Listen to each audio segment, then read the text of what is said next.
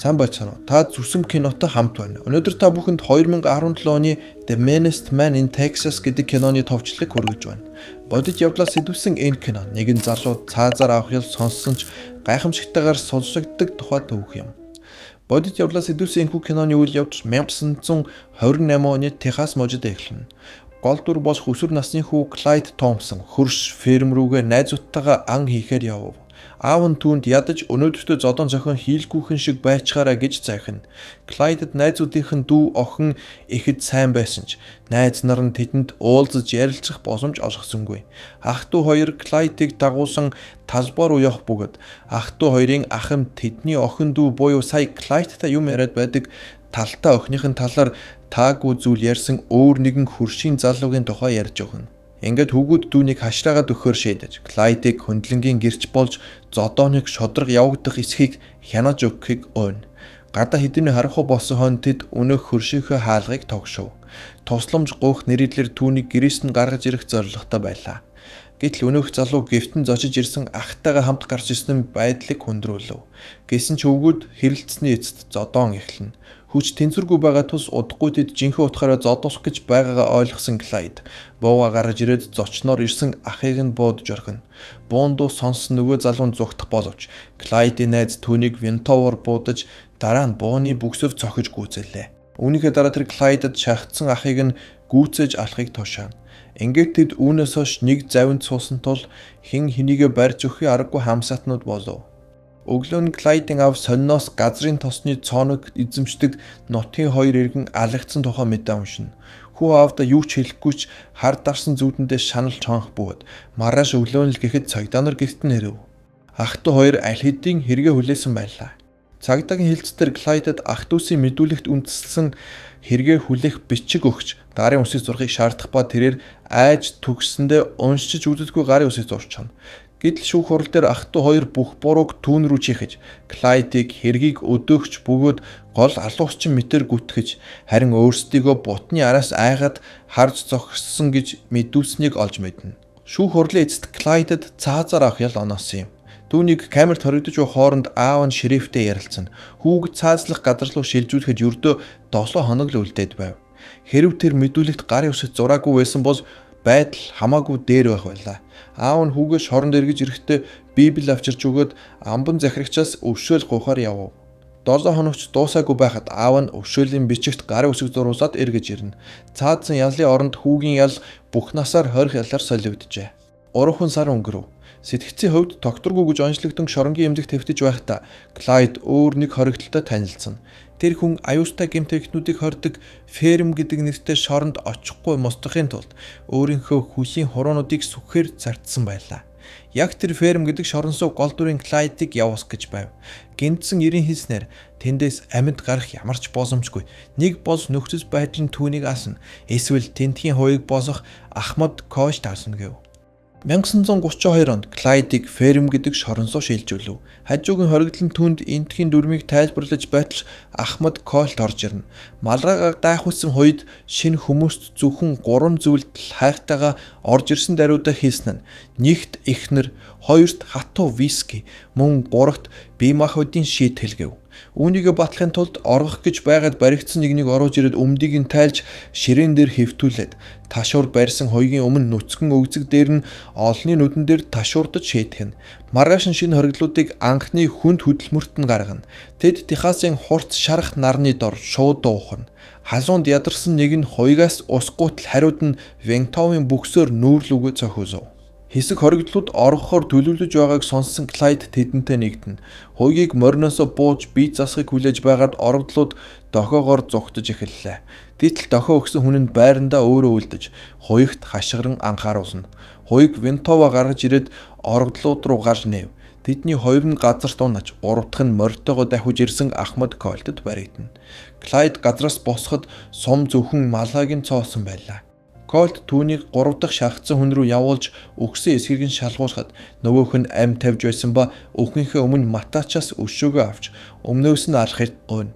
Клайд эцсийн хүслийг нь биелүүлэхээр найздаа амлав. Хожимж орлонд манай залуу нөгөө матачад өхөж буй хүнд түүнийг ална гэж амласнаа бас хийсэндээ ч хүрдэг ир гэдгээ анхааруулна. Аав нь түүнийг эргэж ирэхэд хүүн Библийг нь буцааж өгöd энэ хараал эцэн газарт бурхан огт байхгүй гэж хэлнэ. Ажил хийж байхдаа Клайд шилний хагийнхаа олж халаасан дануун. Үүнийг нөгөө Матач анзаарсан ч энэ удаад хойгуудад ягаад ч юм хэлсэнгүй. Орой унтахын өмнө Матач асуудлыг өөрөө өрсөн шийдэхээр Клайдын араас гитнэ. Гэвч Клайдын найз түүнийг барьж авч Клайдад үхлийн цохилт өгөх боломжийг олгов. Энэ хэргийнхээ төлөө Клайд 2 дахь удаага бүх насаараа хоригдох ял авна. Амбан захирагчийн шийдвэр түүнийг цааслагтгаас нь аварсан хിവэр байв. Ажилдаа буцаж ирээд тэр бусад хоригдлуустай хамт дуудулж хоёргуудын уурыг хөргөн. Клайд нэг хоёрыг бууга хэрэглээч гэж өдөж гарав. Хоёрыг Вентово чиглүүлэхэд залуу бууны хошууг нь авч эхлээд цээжиндээ дараа нь толгоодоо тусгаж чамд буутах зориг байхгүй хэмээн тогуургана. Энэ бүхнийг Ахмад Колт харж байлаа. Клайд хоёрыг зэвсэггүйгээр нударгаараа үзэлцөхийг санал болгоно. Галзуу антан гэдгээрээ алдаршсан Клайдтай хоёрыг зодолдож зүрхэлсэнгүй. Хөвчхөр зан гаргасан тулд Колт тэр даруй хоёрыг ажлаас нь халж хориглууд харин баяртайгаар дууга дуусаар ажилдаа иргэн орно. Гэхдээ хэрэг ингээд дууссангүй. Оройн Клайдад ташуурдах шийтгэл онолоо. Тэрээр шүдэндээ тамхи зоож 20 удаагийн цохиртыг нь нэгч яосохгүй дэсвэрсэн эцэст Колтоос тамхи асааж өгөхийг гуйна. Ингэж тэр хориглуудын дунд нэр хүндтэй нэгэн болов. Өдөр хоногуд өнгөрсөөр удалгүй шоронгийн нэгэн том биетээр ирэх утгаар сүрдүүлэн Клайдыг өөрийнхөө эхнэрээ босгохоор шийднэ. Клайд энэ хүндэтгэлээс нь татгалзаж өөрийн нуусан хурц үзүүстэй зэвсгээ гаргаж ирнэ. Тэдний зодон Клайд өнөөх том ирийн зүрхэнд мессэ бүснээр өндөрсөн юм. Энэ ээлжид хүн амны хэргийн төлөө түүнд 3 дахь удаага бүх насаараа хоригдох ял мөн чанга дэглэмтэй косонд 2 жил хорих ял нэмж ирнэ. Тэндээс буцаж ирээд Клайд хуучин танилуудаасаа гадна шинэ хоригдлуудтай таарах ба тэдний дунд дэлхийн 1-р дайны Ахмад дайчин цуура хочтой нэгэн байв. Дайдны улмаас сэтгцэд нь өөрчлөлт орсон тэрээр бусдын үгийг точиг л давтаж хэлдэг байв. Клайд ээлжид оргох төлөвлөгөөгөө боловсруулсан. Нэгэн хоригдлын үеэл нь эргэж ирэхдээ хашааны дотор талд 2 гар буу нуугаад явжээ. Бууг сэмхэн авч чадсан гэмт хэрэгтнүүд нэгэн шөнө зоримог төлөвлөгөөгөө хэрэгжүүлж эхэлнэ. Клайд хоёрыг руу буу тусгаж тортой хаалгыг нь онгоосгуулна. Хоёргийн буу түлхүүрийг нь авсан ч тэд шинэ асуудалтай тулгарв. Гаднах хаалгыг дотроос нь онгоолгох боломжгүй бөгөөд түлхүүр нь зөвхөн гаднах харуусуудад байдаг байлаа. Энэ үед ухаан мут цуураны гэмт хэрэгтний ур чадвар хэрэг болж тэр цоожийг төвөггүйхэн онгоолж хоригдлууд гадаа гарч чадна. Хоёрыг басчаажин харанхууд гитэж явтал харуусууд тэднийг анзаарч галнэ.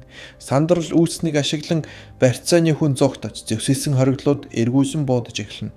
Гэвч кадр сольидаж сонингийн мэдээг бидэнд харуулах ба орголт амжилтгүй болж хоёр нь шархтаж хоёр нь амьд үлдсэн гэв. Энэ хэргийн талаар сонинд нийтлэгцнийг Жулия гэх нэгэн бүсгэн амьдардаг жижиг хотын эрдсүүд нэм гаргийн цуглаан дээрээ булаацалдан уншицгааж байгаа гаргана. Жулия бол нурууны мөрөл төвчний узмаас бүхтэр нуруутай болсон бүсгүй ажээ. Түүний онцлогоос нь болоод хуучин ангийнхан нь хүртэл түүнтэй ярилцахыг хүсдэггүй байв. Тэр бараг 30 хүрч байгаач одоо хүртэл ажилгүй нөхөр хүүхэдгүй байгаа нь эцэг ихэнх нь сэтгэлийг гонсоолгоно. Энэ үед шоронд ээлжид маргааны узмаас хийнэгэн цуурайг хөнөөнө. Орон дээрээ хэвтэж байсан Клайд энэ хэргийг бас л өөрлөн чихэх багтаа хэмээн буфтнана. Түүний таамаглалыг батлах мэт алуурчин цустай хутгаа түүний орон дээр шидчихэд яваадаг юм. Үүний дараа Жулия ээжтэйгээ хамт радиогоор Техасын хамгийн муу хүн 3 удаа бүх насаараа хоригдох ял авсан алуурчин тухай мэдээ сонсно. Клайдыг цуурайгийн үхэлд буруутайг нь нотолж огт чадаагүй юм. Хоёрдлууд ээлжид шийтгэлээ өгөхөр ирэхэд залуу нуусан сахлын хутгаа гаргаж ирээд өвгцгөө цус гартлан зүснэ. Хуулиараа цус гарч байгаа хүнийг ташуурдах хориотой. Гэхдээ хүн алхач гэсэн хууль ёсных биш учраас Ахмад Колт өөрийн биеэр энэхүү залжин хоригдлыг өвдөлтөндөө орилтлон ташуурдаж хутгийг нь хуугалж хаяна. Клайд гин бурууттай нотлогдоогүй тус яалыг хэрэгсэхгүй болгоно. Залуу дээр өмнө нь түүнийг баривчилж байсан шериф эргэж ирээд муу мэдээ дуусгана. Аав нь нас оржээ. Үүний дараа Ахмад Колт хоригдлыг нийтийн өрөөнөөс гаргаж нарны гэрэлж тусдаггүй цогц садлах өрөөний суурин дээр байгуулсан ганц хүний хав харанхуй камерт оруулж хорно. Үүнтэй зэрэгцэн Жулия ерөнхийлөгчөд загтал бичиж өвдснөөс нь хойш хинж түүнтэй найзлахыг хүсээгүй ч тэр нийгэмд тустай хүн байхыг үргэлж мөрөөддөг байснаа бичнэ. Бүсгүй хөдөлмөр эрхлэлтийн товчоонд урьж тохирох ажил хайж өгнө. Гэвч ярьцлагт ороход нь наснаас нь эсвэл биеийн гажигтайгаас нь болоод дандаа татгалцсан хариу өгсөн юм. Бүсгүй сүмд ирж залбиран Санвартанд бүтлгүүтлээ ярьж гомдлоно. Санварт нь түүнийг дэмжснээр Жулия өөр ингэсэн гэрэл зургийн студ нээхээр зээл хөөцөлдөж эхлэв. Хав харанхуй гянданд Клайд аажмаар солиорч эхлэнэ. Колтыг ээлж дудаагаа ирэхэд тэр жаахан ч гэсэн гэрэл оруулж өгөхийг гуйх бөгөөд Колт ч үүнийг нь зөвшөөрнө. Ган хаалганд гэрэл агаар нэвтрэх нарийн цонх гаргаж өгөв. Гэшин ч энэ шийтгэл нь түүний хувьд жинхэнэ хар дарсан зүйл байлаа. Клайд Колтод түүнийг галзууруулах төлөв нь амжилттай болсныг хүлээн зөвшөөрнө. Баатар маань унших зүйлд гуйж арга ядаад Библич устгаа түүнд өгөхийг гуйна. Үүнийг ч мөн Ахмад яагаад ч юм зөвшөөрч нар жаргах үед цонхоор нь ном шургуулна. Хувь заяаны тухурлаар энэ нь аавынх нь хүүдээ гарын үсэг зурж үлдээсэн нөгөө Библи нь байлаа. Талигач аавынх нь эд зүйстэй хамт шоронд ирсэн аж. Бүх цагаа ном уншихад зориулснаар Клайд аажмаар ухаажж эхлэнэ. Ахмад Колттой цөөн хэд удаа ярилцсан нь тэдний хоорондын харилцааг сайжруулж, хоёуг түнд хөнгөлөлт үзүүлэн шинэ ном авчирч захидал илгээхийг зөвшөөрдөг болсон. 20 дахь хугацаанд Клайд сэтгүүлч болон шашин судлаач мэргэжлэр бие даан суралцсан. Тэрч байтугай сэдвчилсэн сэтгүүлд түүний нийтлэг хэвлэдэг болжээ. Залуугийн яагаад түүний гэсэн хандлагаа өөрчилснийг нь Колтоос асуухад нөгөөх нь хашаанд нь ургадаг инжирийн модны тухай сургаал зүүрлэл ярьж өгнө. Зарим жимсийг идэж амжихгүй бол зүгээр л ялзарчдаг бөгөөд магадгүй Клайд ч гэсэн бараг ялзарсан ч одоо хөвтөл ашиг тустай байж болох тийм жимс байж мэднэ гэж хоёуг хүнд баймгүй уран яруу хэлв. Удалгүй залууг хатуу харуус хамгаалалтаараа алдартай өвөр шорон руу шилжүүлэх болно. Тэр бойтгоо номооч авч явах ирэхгүй байв. Очсон газраа Клайд өөрийг нь гүтгсэн өнөөх хуучин найзтайгаа таарах боловч тэр үзэн ядалт өшөө авалтын оронд түүний төлөө залбирахыг илүүд үзнэ. Гэрэл зургийн студид нээсэн Жулия Санвартанд сэтгүүлийн зураг авахт нь туслана. 1946 онд ном улсын үеэр тэр шоронгийн хоригдлуудтай захидлаар харилцах хөтөлбөрийн тухай сонсно. Санвартан хүссэн хүмүүс бичиж болно гэд Клайдын хаягийг самбарт бичиж үлдээсэн байв. Бүсгүй түнд тус сарын баярын мэндчилгээ илгээснээр тэдний захидлын харилцаа эхэлнэ. Эцэст нь шоронгийн харилцагч залуутайгаа уулзахаар Жулия шорон руу очив. Тэрээр дэмжлэг босгож Санвартанг өөртөө хамт явахыг гуйна. Тэд хоёулаа Клайдтай уулзалтаж Санвартан тэднийг хоёуланг нь үлдээж ярианы дундуур баатрууд маань анх уулзаж байж бие биедээ хайртайгаа айлчлана. Клайд хэзээ нэгэн цагт сулсагдвал чи надтай гэрлэж хийж бүсгүйд бүр гэрлэгт саналж тавив. Жулия энэ саналтч зөвшөөрч тэдний уулзалтын цаг дуусна. Клайд шоронд өнгөрсөн он жилүүд түүний зан чанарыг эрс өөрчилсөн гэж батлах боловч түүний өнгөрсөн нэр хүнд нь хаашаач алга болоогүй байсан тул шинэ өрөөнийх нь хоригдл түүнийг хармагцаа асна гэж сүрдүүлнэ. Зуршлаараа тэр бие хамгаалахад бэлтгэж, жоорлонд зодон эхлэх гэж байхад нь болиулна. Үүнийхээ дараа тэр Жулиад бичсэн захидалтаа өөрөө хараахан бүрэн номхорч дуусаагүй байгаагаа хүлээн зөвшөөрөөд хэрвээ түүнийг орхичихгүй бол засарна гэдгээ бүсгүйд амсна.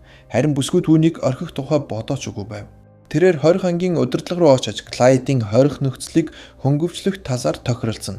Техасын хамгийн муу хүний зан чанар хэрхэн өөрчлөгдсөнийг биечлэн үнэлэхийн тулд Аспен тушаастан шоронд ирэхэд Клайд бусад хоригдлуудаа номзоос уншиж явахыг харна. Энэ нь түүнийг Ахмад Колтын ферм руу буцаах түлхэж суулна.